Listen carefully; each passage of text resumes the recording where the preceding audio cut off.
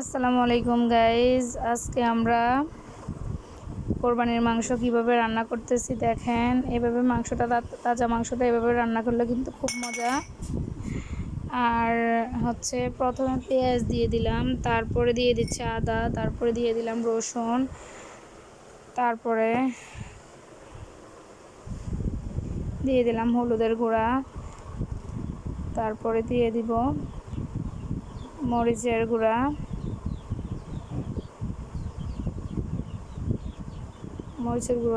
দিলাম,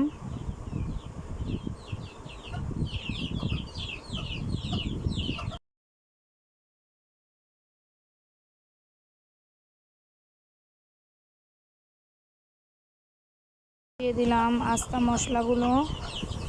ভালোভাবে আস্তা মশলাগুলো না দিলে আবার মাংসের টেস্টটা আসে না।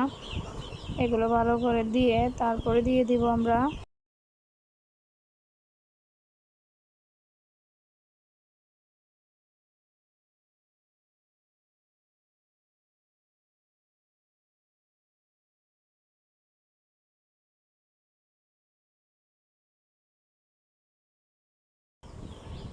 দিয়ে দিলাম তেল, সয়াবিন তেল।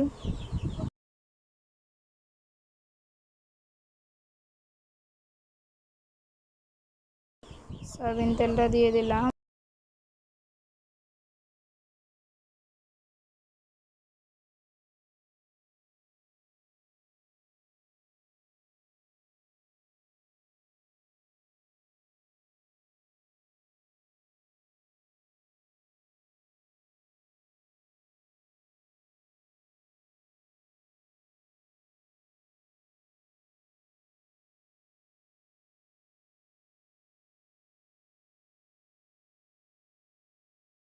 আমাদের ঘরে সব রকমের মশলা একসাথে গুঁড়ো করা মশলা, আমার মায়ের হাতের মশলা এগুলা।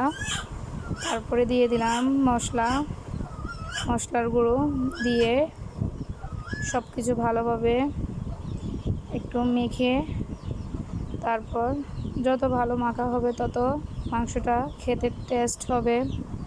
এবং কি সব কিছু ভালো করে দিয়ে মশলা মাখিয়ে আমরা এবার চুলায় বসিয়ে দিব।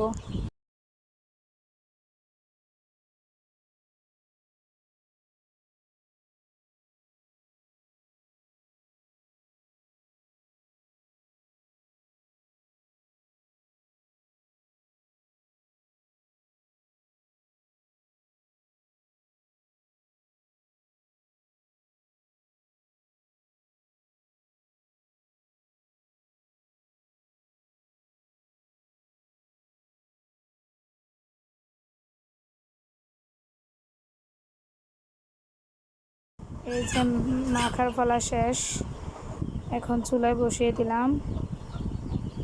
যে মাংসটা কষানো হয়েছে, কেমন হয়েছে দেখেন মাংসটা। এবার দেখেন ফাইনাল লুক, মাংসটা হয়ে গেছে। আমার চ্যানেলটা সবাই পাশে থাকতে ফলো দিয়ে রাখবেন। আসসালামু আলাইকুম, সবাইকে ঈদ মোবারক।